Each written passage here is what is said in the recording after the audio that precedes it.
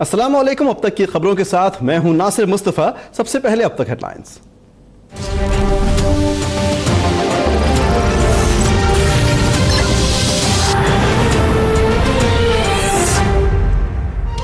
वज़ीर-ए-आज़म शाहिद खाकान अब्बासी की चीन के सदर शी जिनपिंग से मुलाकात। दोनों रहनुमाओं के दरमियान वफूद की सतह पर मुज़ाकरात। चीनी सदर कहते हैं पाकिस्तान की तरक्की और खुशहाली के लिए पुरउम्मीद हैं।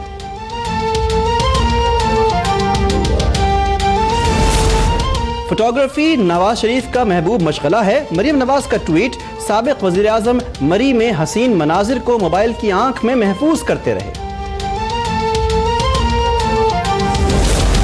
और फारूक सत्तार कहते हैं आखिरी फैसले का इख्तियार पार्टी सरबराह को होना चाहिए।